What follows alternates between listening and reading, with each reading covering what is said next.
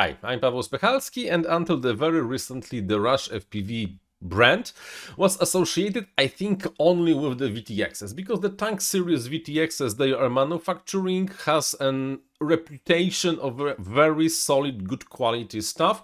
If you want to be certain that the VTX will be working and you can fly without any problems, without fear, then the Rush tank was definitely one of the best options out there. Now, apparently they are trying to make not only the VTXs, and what I have over here on my workbench is the new flight controller from Rush, the new ESC from Rush, and something that probably most of you are waiting for, which is the new VTX from Rush. But let's go from left to right and let's take a look at all of those new hardwares. Let's begin with the flight controller from the Blade series. By the way, both the flight controller and ESC are in the Blade series, and the flight controller comes in this kinda nice box, which kinda looks like a military stuff, because you see, you can stack them, you can connect them with each other. This is kinda like, you have the feeling that you are maybe buying almost the premium stuff. And the first thing that's interesting on the new flight controller from the Rush is that it's shielded from above. You do not see any electronics, even the bottom side is basically flat, there is nothing on the bottom side. The top side is protected with this, I think it's aluminum shielding, that looks like it's grounded, and it makes at least two functions. Function number one, probably it increases the heat dissipation on this thing, and it kinda acts as the radiator, but more of this important, it acts like, well, it protects your electronics. If, for example, you will hit a tree and the branch will hit your electronics, it will rather hit the shielding, not the electronics below, so there is a higher chance that it will actually survive the beating. Besides that, well, it's a flight controller. It's the F722 with the rubber grommets everywhere, and it's designed to use the connectors.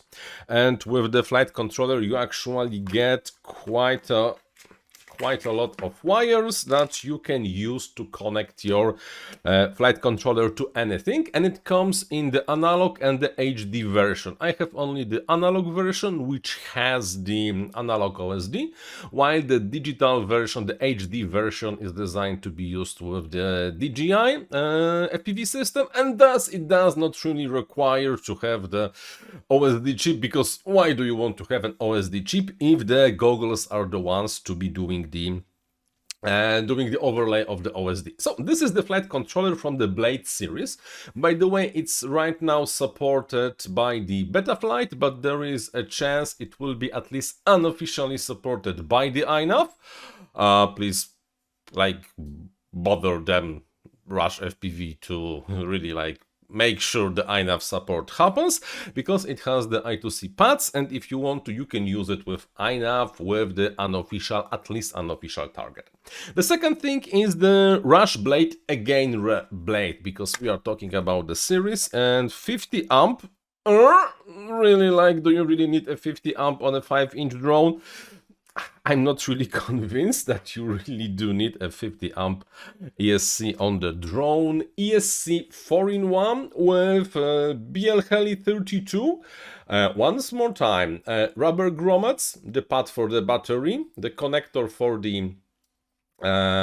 the flight controller, and then it's shielded from both top and down, and the shielding also acts as the heatsink, because heatsink seems to be glued to the MOSFETs over here and over here. As a result, we have a pretty nice and probably extremely durable 4-in-1 ESC that you will rather not destroy in flight, because 50 amp really has enough of the current limit to sustain almost everything that might happen, and the shielding also helps to protect the electronics from strange things that might be happening. Bear in mind, they say it's high speed, but they never really said of high speed of what. This is not about the RPMs. It's not because this ESC can do 96 kilohertz PWM mode, so it's, yes, super smooth, blah blah blah. And some people say that we are using torque on the lower RPM. It's not really exactly like that, but with, 96 has to be better than 24 or 48, so we can go with the 96 Hz on the PWM, and the warning that this thing is hot.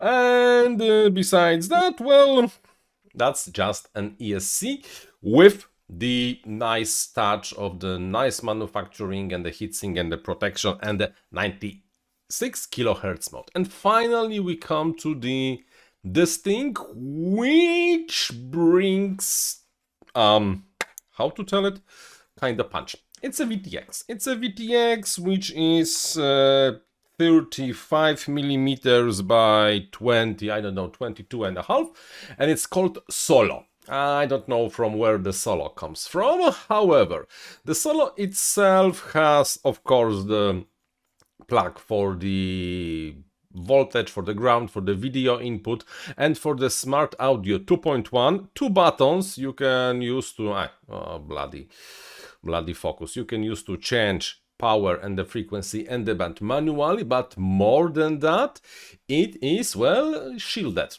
But no, it's not really shielded, although it is the aluminum. It is conductive because aluminum is conductive and can be acting like a shielding, but this thing is not really grounded, so the function of stopping the RF radiation from the VTX going outside is kind of limited. And what's super interesting about the Solo is that they say it can do 1.6 watts of output power.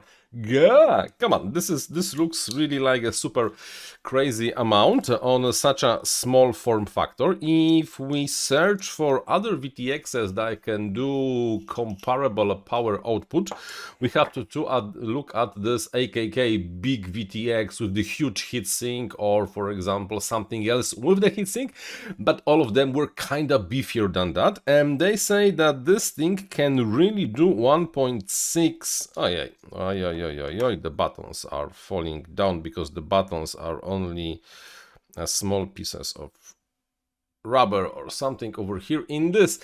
On the other hand, very nicely machined piece of aluminum. So yeah, kudos for the effort, but you are paying for it.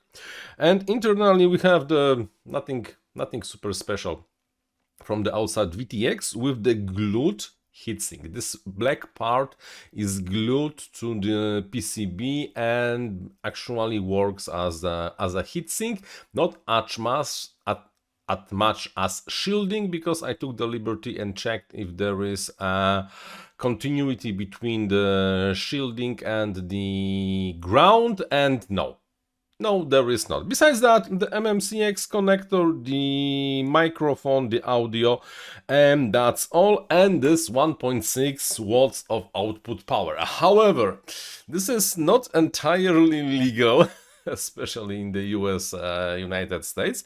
And they say that it's at least 1 watt, but if the power is correct and the temperature is low, it can go into 1.6 watt. Yeah, I'm not really sure how I should really understand those conditions of having the highest power output, but there is something in it. You see, they say 25, 400, 800 max.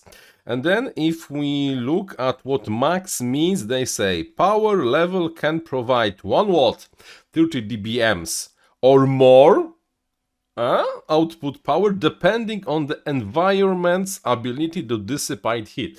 So if it's cold, then it will have higher output power. If it's warm, then it will have lower output power. And what we can say about the hardware without actually flying the hardware? Not that much. Unfortunately, we will not be flying this hardware today because of the absolutely abysmal weather right now. So what I will have to do, I will have to definitely wait for some weather and install the hardware. The Rush Blade flight controller and the Rush Blade ESC will be replacement flight stack for my Pirx 5 running iNav. But that's why the unofficial iNav target. But because the squad is fully digital, with the DJI Air unit on it, actually Cadex Vista, the Rush solo tank, or tank solo, you know, solo, Han Solo, will go on a different quad that still runs analog, and we will be able how this thing behaves in the air. Probably everything will be just fine. I'm mostly, however, interested in the Blade series, not in the solo series, because recently I'm not really doing that much of the long range, and for the flippity floppy usually 200 milliwatts it's fully enough. However, it will be nice to see, maybe I will be at least surprised by one of the features. Bear in mind, however, from the first look at the quality of the build, it really looks super nice on the workbench and in your hands. And with that, I think optimistic thought, it's time to end for today. Thank you very much for watching, and until the next one, bye bye!